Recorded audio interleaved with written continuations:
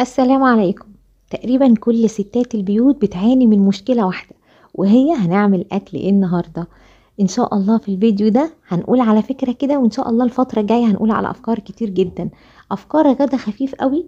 لو عندنا شوية لحمة مفرومة وشوية بطاطس هنعمل بيهم كفتة لذيذة وطعمها حلو جدا جدا. كمان ممكن تتفرز.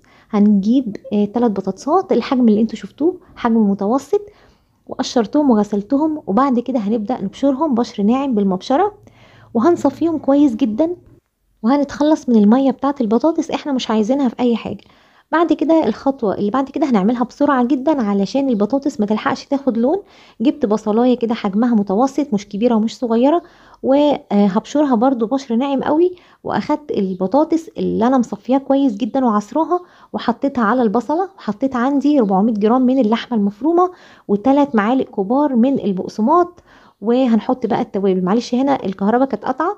حطيت نص معلقة من الشطة، ونص معلقة من الفلفل الأسود، معلقتين صغيرين من بهارات اللحمة، معلقة صغيرة مليانة من الملح، ونص معلقة من البابريكا، وكمان معلقة صغيرة من البيكنج باودر. دلوقتي الكهرباء تيجي، ما تقلقوش. اخدت الحاجات دي وعجنتها كده عجن ناعم جدا. بصوا القوام، متماسكة وجميلة جدا، مش مفرفطة ولا اي حاجة. لو حسيتوا ان هي مفرفطة شوية او سايبة ومش عايزة تتماسك، ممكن تضيفوا لها بيضة، لكن هي مش هتحتاج خالص. وبعد كده هنجهز كده طبقين. طبق هنحط فيه بيضتين حجمهم صغير كده او بيضة كبيرة، وكمان ربع كوباية من المية، ونص معلقة صغيرة من الفلفل الاسود، وهنقلبهم مع بعض كده كويس بالشوكة. والطبق التاني حطيت فيه كوباية مليانة، نصها بقسماط والنص التاني فيجيتار حار. ممكن تستبدلوا الفيجيتار بالبقسماط، يبقى كوباية من البقسماط، وممكن تحطوا كله فيجيتار. اهم حاجة تراعوا الملح اللي بيبقى في الفيجيتار. بعد كده هنبدأ نصبع بقى، او نبطط نكور يعني، وبعدين نضغط على قطعة الكفتة الحجم اللي انتوا عايزينه والشكل اللي انتوا عايزينه. ممكن تعملوها شكل الكفتة العادية، وممكن تعملوها كده شبه الطعمية يعني او البرجر. انا بحب شكلها كده. كل مرة يعني بعملها بشكل مختلف علشان يحبوها الاولاد. بعد ما بططتها كويس، حطيتها في البيض اللي محطوط عليه الفلفل الاسود، وكمان المية، وحطيتهم بقى في البقسماط والفيجيتار. خلصت كل الكمية. هيفيض طبعا بيض تاني. هكمل بقى الوش التاني، يعني انا عملتها كده وشين. بعد ما خلصت كل الكمية هحطها تاني في البيض، وبعد كده هرجع احطها في البقسماط. البقسماط ده انا زودته كمان نص كوباية، يبقى عندنا كوباية من البقسماط ونص كوباية من الفيجيتار الحار.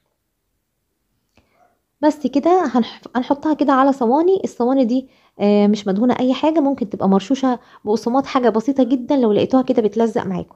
وحطيتها في الفريزر. طبعا الكهرباء قطعت وما لحقتش تتجمد، ومفيش اي مشكلة. هحمرها دلوقتي وهي مش متجمدة خالص. طبعا انتوا تقدروا تجمدوها، وقت ما تحبوا تستخدموها طلعوا على قد ما انتوا عايزين وتستعملوها. لما تحبوا تجمدوها ما تحطوهاش فوق بعض، بنجمدها كده بينها وبين كل طبقة والتانية.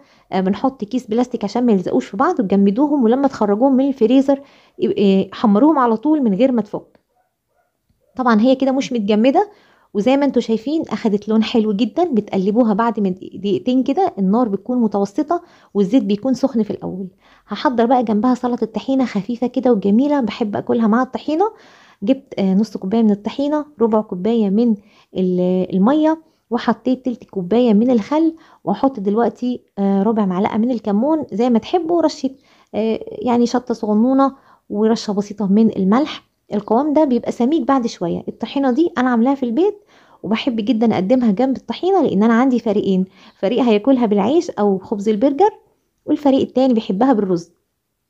وفي كلتا الحالات بتاعه الكفتة دي بتتاكل جنب اي حاجة. ممكن عيش تورتيلا، ممكن خبز برجر، ممكن اي عيش انتوا عايزينه او متوفر عندكم.